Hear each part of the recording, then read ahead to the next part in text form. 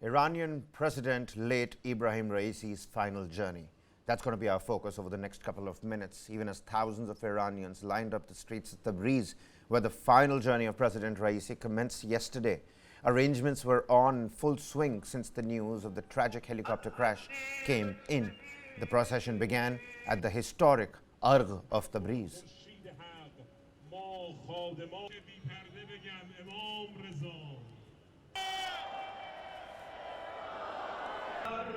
The funeral procession of Raisi is to take place in stages across several cities in Iran.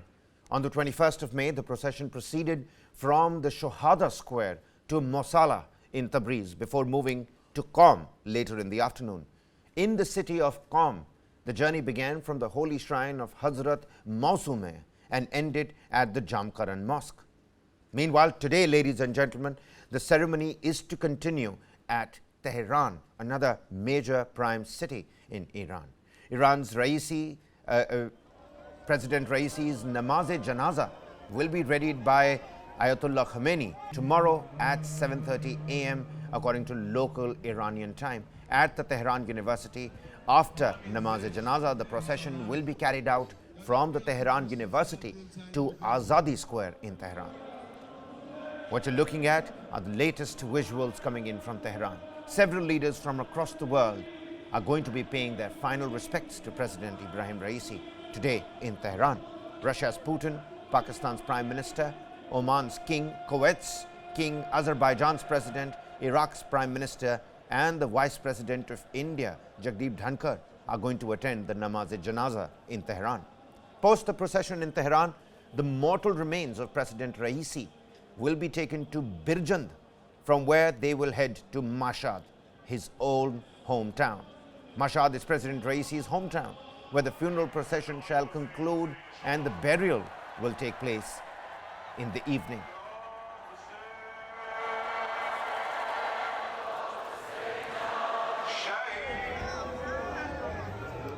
Thousands of mourners descended on the Iranian city of Tabriz on Tuesday to mourn President Ibrahim Raisi.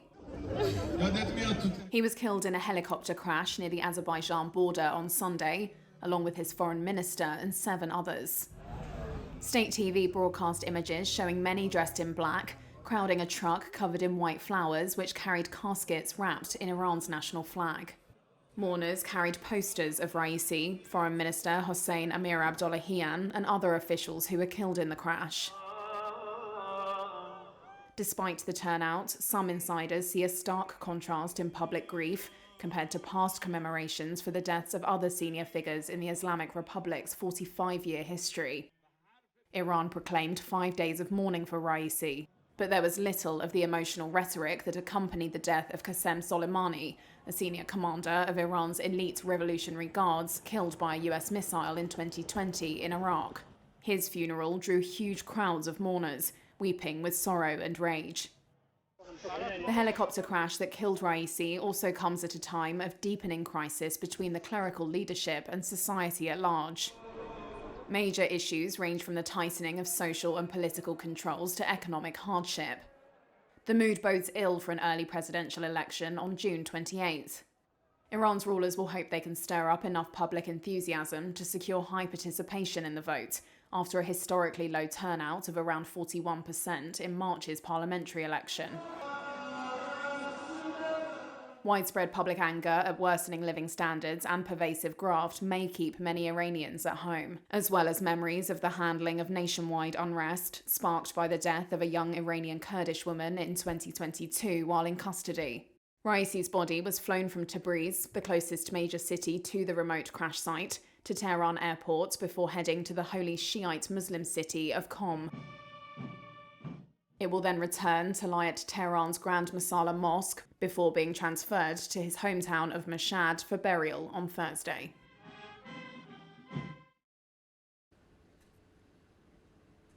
Well, now, ladies and gentlemen, several world and global leaders are going to be making their way to Tehran to pay their final respects to the late Iranian President Ibrahim Raisi. Vladimir Putin, the President of Russia, is of course going to be one of them. Also is going to be Shehbaz Sharif, the Prime Minister of Pakistan. He's going to be making his way to Tehran as well. Sultan Haitham bin Tariq Al Said, the King of Oman, is going to be present at the ceremony. Sheikh Mishal Al Ahmad Al Jabr Al Sabah, the Emir of Kuwait, is also going to be there in Kuwait, Tehran, beg your pardon.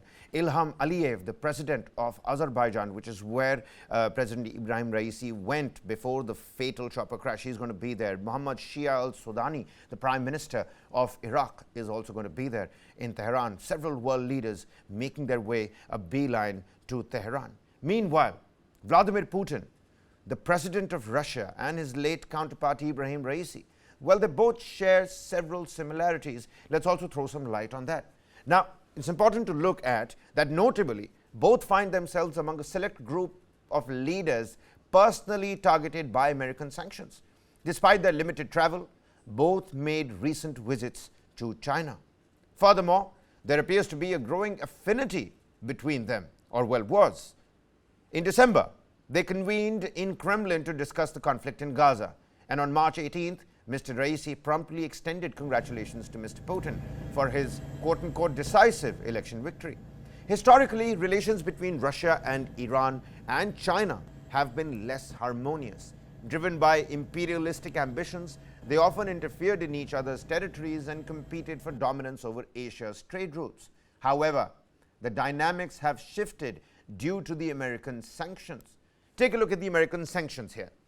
In the year 2020, the United States, after withdrawing from a pact that restricted Iran's nuclear activities, reinstated a trade embargo on the nation, with further penalties announced in January, especially given Iran's support of Hamas and the Houthis. Now, Russia faced Western sanctions in 2022 following its invasion of Ukraine, which have since been intensified only. Meanwhile, China confronts its own set of restrictions, which could potentially escalate if Donald Trump is re-elected as President of the United States in November this year.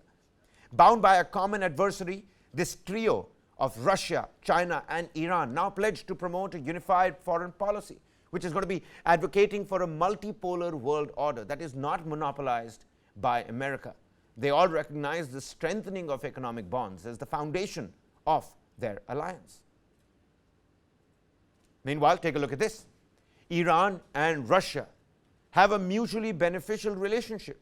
Ibrahim Raisi, the late Iranian president, and the Russian President Vladimir Putin have engaged in diplomatic exchanges many a times, underscoring the importance of maintaining bilateral relations between these two countries. High-level visits and meetings between the two leaders have served to strengthen ties and foster greater understanding on key issues of mutual concern. Iran and Russia share strategic interests in various regional and international affairs. Both nations have collaborated on key geopolitical issues, including the Syrian conflict, where they have supported the Assad regime. Take a look at this. The cooperation has solidified their alliance and enhanced their influence in West Asia. Iran has also aligned itself with Russia in the war with Ukraine and supplied Russia with drones, missiles, amongst, well, other support. Economic ties between Iran and Russia have been bolstered by energy cooperation, trade agreements, and infrastructural projects. Both these countries, Iran and Russia, have sought to deepen economic engagement, particularly in the energy sector, where they have collaborated on oil and gas projects both. Efforts to evade international sanctions have led to increased trade and investment between these two nations.